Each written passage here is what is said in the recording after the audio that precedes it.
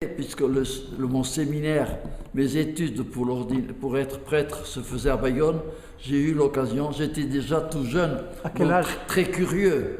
À quel âge? Entre 20 et 25 ans. Ah, ça a commencé si tôt. Ah oui. J'ai commencé très tôt à rencontrer une autre religion et une religion, et j'ai été, après que je le répète, très heureux que cette première religion non catholique que j'ai rencontrée a été la religion juive. Ma mère, sans trop savoir d'ailleurs, quand j'ai dû porter pour la première fois l'habit ecclésiastique, ce qu'on appelle nous la soutane, bien maman m'a conduit à Bayonne chez un tailleur juif. C'est ça? Et je me rappelle même le nom de ce tailleur, s'appelait Salcedo. Mais c'est surtout Monsieur Lévy qui était un juif responsable, oui, dans la synagogue de Bayonne, avec lequel j'ai eu des contacts fréquents. Et vous êtes allé à cette époque-là à la synagogue aussi? J'ai été à la synagogue une fois, oui. Une fois? Une fois, oui. Je la vois tout près de la gare de Bayonne. Oui. Tout ça même avant le concile? C'était avant le concile, ce qui était très rare.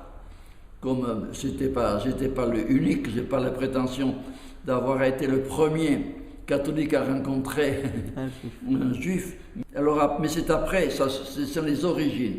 Mais alors après, au long de mes années de prêtrise et puis d'évêque, surtout d'évêque à Marseille, où j'ai rencontré, alors là à Marseille, un port cosmopolite, pour en rester encore un peu sur mes rapports avec les Juifs, il s'appelait Emmanuel Edou. Edou? Ça vous dit rien ça? Non. Il a écrit, j'ai une vingtaine de livres de lui comme ça. Emmanuel Edou était un poète. Il a écrit beaucoup. C'est-à-dire, vous avez parlé de la... Et alors avec lui, je le voyais très souvent, très souvent. J'ai une correspondance aussi parce qu'il aimait écrire d'une écriture très large. J'ai peut-être une cinquantaine de lettres de lui. Et sur quelle sorte de sujet? Sur la théologie, la vie, des valeurs? La vie. On parlait, oui, la vie dans toutes ses dimensions, aussi bien humaine, sociale que religieuse aussi. Aussi religieuse? Oh oui, il était vraiment juif, très vénéré par sa communauté juive, mais il était très ouvert, surtout à l'archevêque de Marseille, que je recevais très souvent chez moi, à cause du fait que j'étais à Marseille. Le pape m'a nommé au début même, dès le début, membre des premiers rapports officiels entre le Vatican et la communauté juive. Mondiale? Mondiale, ah oui. Entre tous ces liens et rapports que vous avez développés pendant l'année, est-ce que vous pouvez penser d'un ou deux qui ont été vraiment des vrais amis, pas des connaissances, mais des vrais amis dans un sens intime? Oui, mais il y en a un que j'ai cité, là, Emmanuel Edou à Marseille, et puis un autre aussi avec lequel j'étais très ami, qui est Gerhard Rigner. Rigner, qui a joué un rôle important dans le Congrès juif mondial surtout. Et Rigner est venu très souvent me voir à Marseille, ici à Rome. J'ai été le voir en Suisse, à Genève. Notez une amitié peut-être très profonde, intime, comme j'ai pu en avoir avec des juifs, aussi avec des musulmans ou des non-chrétiens. Et même mes voyages dans l'Extrême-Orient m'ont fait découvrir d'ailleurs. Ça paraît être une autre planète, cet Orient lointain, si différent psychologiquement, mentalement, plus encore que géographiquement. Oui. Mais c'est peut-être aussi ma manière de faire, ça a été ma spiritualité toute ma vie, en tout homme, quel qu'il soit, quelle que soit son idéologie, sa religion, de pouvoir reconnaître vraiment un frère, parce que tous nous sommes enfants du même Dieu. Et ça, la famille humaine, on n'a pas encore découvert toute sa densité, toute sa vigueur. Si nous croyons vraiment que nous sommes tous des enfants du même, l'unique Père de toute l'humanité, je crois que dans ce monde, il y aurait un peu plus de justice, un peu plus de paix. Vous avez eu plus des amitiés avec des juifs qu'avec des musulmans? Plus, oui, plus ne veut pas dire que j'ai privilégié, mais c'était pour moi plus facile.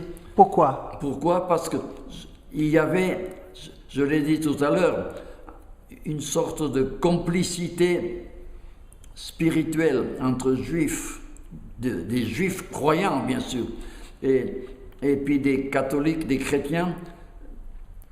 Est-ce que vous avez eu de difficultés dans les amitiés à cause de différences? Mais des difficultés, je sens plus de la souffrance que des difficultés, parce que au-delà de l'amitié qui m'a uni avec des juifs ou des représentants d'autres religions, je sentais quand même que nous n'étions pas, au-delà de l'amitié, notre foi ne pouvait pas être exactement la même. C'était votre propre souffrance. C'était votre propre souffrance. Ah oui, bien sûr. Mais ça, ma souffrance que j'ai portée dans la prière et en Dieu, parce que c'est le mystère, comment Dieu a permis, lui qui est à l'origine de sa famille, j'allais dire, humaine, qu'il ait permis qu'il y ait diverses religions et des religions des fois si différentes l'une de l'autre. Et alors moi, je veux dire que de réponse est un mystère. Il n'y a pas de vraie réponse à un mystère. Mais je dirais que ce qui peut expliquer, c'est pour moi la liberté. Parce que la plus grande qualité et dignité que Dieu a donnée à l'homme, c'est sa liberté. Et alors sa liberté, il faut la prendre dans toute sa dimension, donc y compris, et d'abord sa liberté religieuse, sa conscience.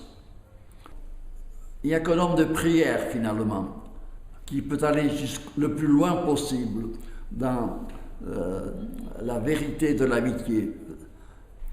Et ce qui nous manque trop souvent, c'est que nous sommes trop superficiels dans nos relations, dans notre communication avec un autre, avec surtout donc quelqu'un d'une autre religion. Mais le respect, ça ne va pas suffisamment loin.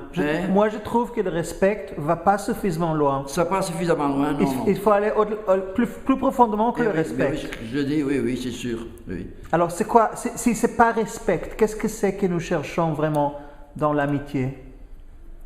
Oui, ce que nous cherchons, c'est de voir dans l'autre la même image de Dieu. Voilà.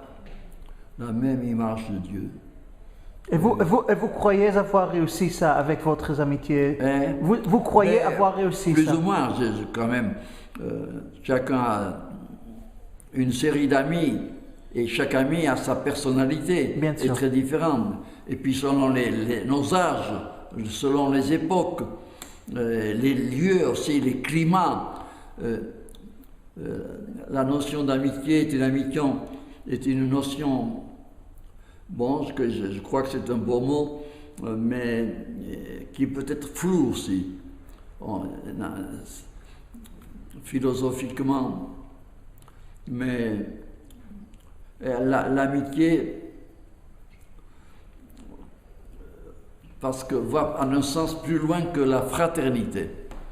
Parce que un frère, dans une famille, puisqu'on reprend la grande image de la famille de Dieu, dans une famille, bon, les frères qu'on peut avoir, mais on ne peut pas Choisir. s'en empêcher. Ils sont comme imposés. Alors, l'amour fraternel est une obligation, je dirais, de soi. Tandis qu'un ami, on le choisit. Et là, on peut choisir un vrai ami que dans la ligne même de l'amour que Dieu a pu avoir pour tous les hommes. Je pense beaucoup comme prêtre, vous avez fait allusion une fois ou l'autre à mon identité sacerdotale.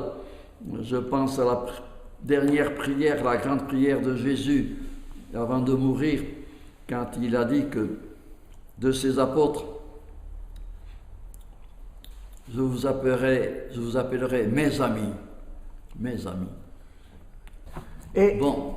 Alors, juste, j'ose ajouter encore une petite question, parce que vous avez parlé plusieurs fois de votre amitié avec les protestants. Est-ce que vous avez réussi à aller plus loin dans les amitiés, au niveau du cœur, de complicité, d'union spirituelle, avec des amis protestants ou des autres dénominations chrétiennes, ou en fin de compte, ce que vous avez achevé dans l'amitié avec les chrétiens et les non-chrétiens, c'était pareil? Ou peut-être l'inverse, peut-être vous avez... Vous savez, dès qu'on parle d'amis, puisque c'est un choix, moi je crois qu'une amitié spirituelle, et vous savez, dans le fond, quelle que soit notre religion, on retrouve, j'allais dire, les origines mêmes de l'humanité. Ce que Dieu a voulu quand il a créé l'homme et la femme. Oui. Et je ne chercherai pas à comparer si c'est avec les juifs, si c'est avec les protestants ou les musulmans ou des bouddhistes, que je suis plus porté à avoir de vrais amis. Il y a le respect de l'autre. Même les amitiés entre catholiques ne sont pas plus faciles que les amitiés avec d'autres religions, vous savez. Parce que le partage spirituel est ce qu'il y a de plus difficile à exprimer et à vivre. Oui, oui. Mais... C'est-à-dire qu'en fin de compte, c'est la relation individuelle et la façon que ça révèle la présence de Dieu entre deux personnes. Oui, oui. C'est ça qui compte et pas la religion à laquelle quelqu'un appartient. Oh, oui, oui. C'est ça? Oui, oui. Mais bien sûr, chaque homme religieux qui vit selon sa religion, selon sa conscience quand même, souhaite quand même, en respectant l'autre, de pouvoir partager sa propre foi avec l'autre. Et ça ne peut se faire que à l'intérieur de la même religion. Mais je disais que c'était partager avec d'autres catholiques, d'autres chrétiens, puisque c'est la même foi évangélique. Ce n'est pas toujours plus facile. Mais alors, vous voyez, pour moi, je ne distingue pas. Il y a un certain paradoxe, parce que de l'un côté, oui, l'amitié va plus loin si on peut partager la foi, oui, et on voudrait partager la foi, et en même temps, on ne distingue pas. Alors c'est un peu paradoxal ce que vous dites. C'est paradoxal, mais c'est le mystère toujours. Le mystère est toujours un paradoxe.